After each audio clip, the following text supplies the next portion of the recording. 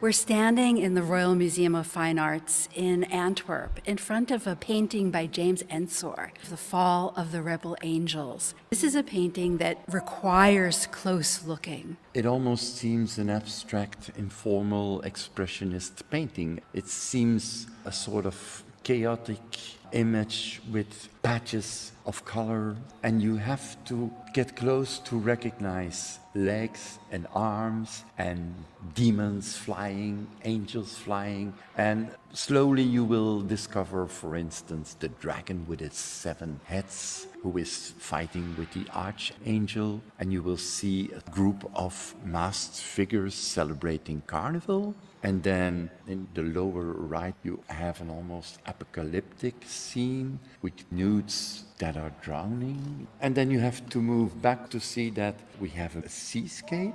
And it's above this seascape in the sky that this chaotic, violent event is taking place. A battle in heaven between the forces of good and the forces of evil. This is drawn from the Hebrew Bible, from the Christian Bible, specifically the book of Revelation. But in a way, those forces are not what Ensor is interested in. Ensor was not a religious person. He did not believe in God and Christ. He was intrigued by Christ. He was intrigued by all these late medieval representations of heaven and hell. And like most modern artists and a modern audience, he was fascinated by demons and by getting driven by your impulses, by lust, by greed. He is fascinated and obsessed with evil. Why are we evil? How can man, on the one hand, be rational and at the same time be cruel? And that explains, I think, to a certain extent, a painting such as The Fall of the Rebel Angels, because it's a pessimistic view of the world and of mankind. And as you look closer and closer, different heads and faces emerge, weapons, and then, interestingly, this green banner with 2 X's, that is the symbol for Les 20, the avant-garde artists organization that Ensor was a leading member of, although he also had his disagreements with them. You have this almost provocation with Les 20, referring to this group as a sort of group of carnival celebrators. He could be very provocative, challenging his best friends to see how far can I go.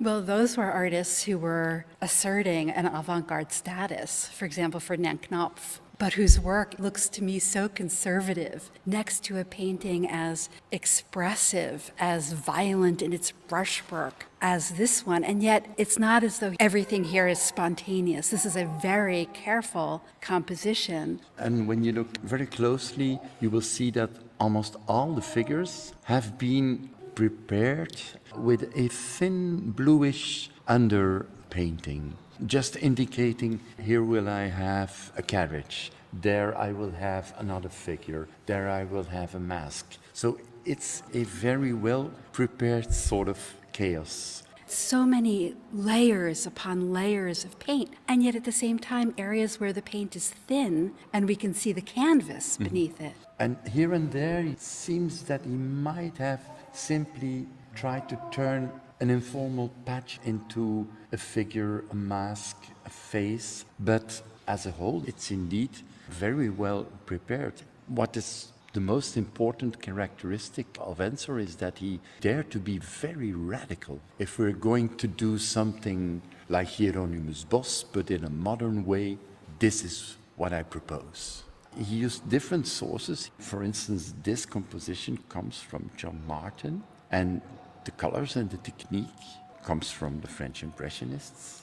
The Impressionist interest in Parisian leisure couldn't be further from the kind of grandiose vision that Ensor had for his own art. Once again, he turns it into something so different that has indeed nothing to do with this optimistic impressionist world where we all would like to live. But Ensor is almost telling us that is not the real world.